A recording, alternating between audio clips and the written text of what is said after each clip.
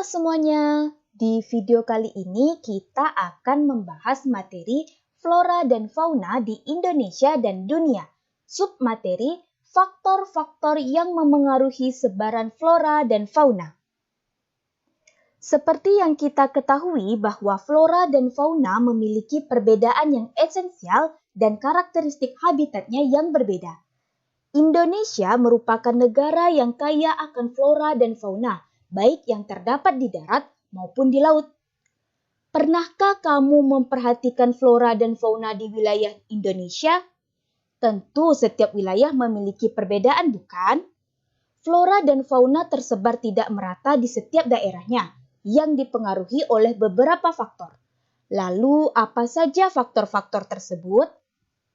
Adapun faktor-faktor yang memengaruhi sebaran flora dan fauna yaitu iklim, topografi, edafik, dan biotik. Yang pertama, iklim. Iklim adalah kondisi cuaca pada waktu yang lama dan meliputi daerah yang luas. Iklim cukup dominan memengaruhi pola persebaran flora dan fauna. Setiap zona iklim memiliki komunitas tumbuhan dan hewannya sendiri.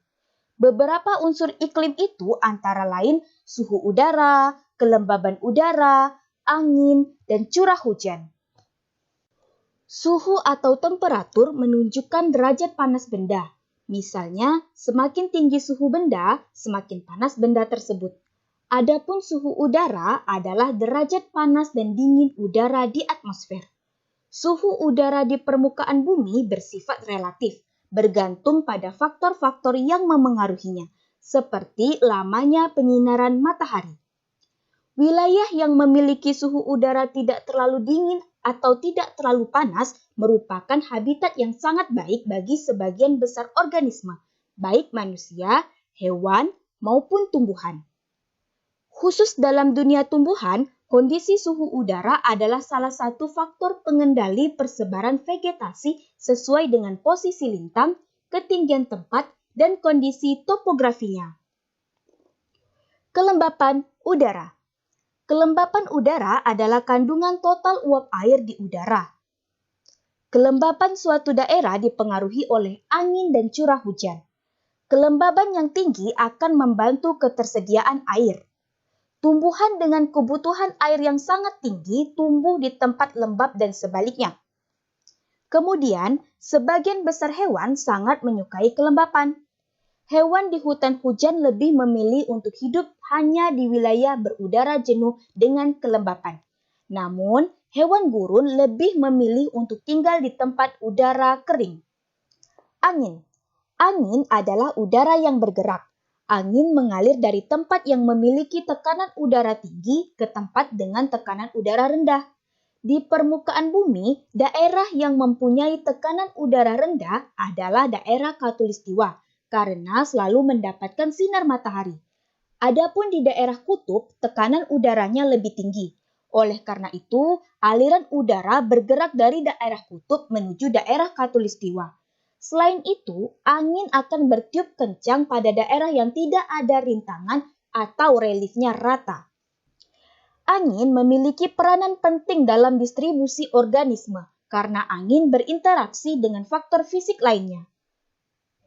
Beberapa mekanisme penyebaran benih dan spora mengandalkan angin. Demikian juga halnya angin yang kencang dapat memengaruhi migrasi burung. Curah hujan. Curah hujan adalah sumber utama air tanah. Jumlah curah hujan tahunan sangat memengaruhi vegetasi serta populasi hewan di daerah tertentu. Misalnya, di daerah tropis dengan curah hujan yang tinggi, vegetasinya antara lain pepohonan, tumbuhan perdu, paku, parasit, saprofit, liliana, dan epifit. Adapun daerah dengan curah hujan sedikit terlihat ada padang pasir dan vegetasi xerophyta.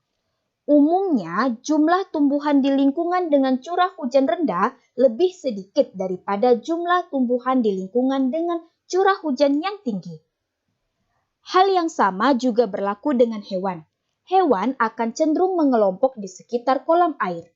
Saat ketersediaan air di suatu wilayah berkurang, Spesies hewan bermigrasi menyelamatkan diri dengan terbang pindah atau bermigrasi ke daerah lain. Contohnya, hewan herbivor di Afrika yang bermigrasi ketika musim kering terjadi. Faktor kedua yang memengaruhi persebaran flora dan fauna adalah topografi. Faktor ini berkaitan dengan bentuk permukaan tanah, seperti ketinggian, kemiringan, drainase, dan tingkat erosi tanah. Ketinggian menyebabkan perbedaan iklim sehingga habitat flora dan fauna akan berbeda pada ketinggian tertentu. Sedangkan kemiringan lereng sangat berpengaruh terhadap adaptasi dari flora dan fauna itu sendiri. Flora dan fauna pada lahan miring jumlahnya akan lebih sedikit dibandingkan dengan lahan yang rata. Faktor yang ketiga adalah tanah. Tanah atau edafik adalah faktor yang berkaitan dengan struktur dan komposisi tanah yang ditemukan di daerah tertentu. Tanah merupakan komponen utama habitat tumbuhan manapun. Karakteristik tanah secara signifikan menentukan kemampuan perakaran dan asupan nutrisi tumbuhan melalui tekstur, struktur tanah, dan tingkat keasaman tanah. Yang terakhir adalah faktor biotik. Faktor biotik meliputi manusia, hewan, dan tumbuhan.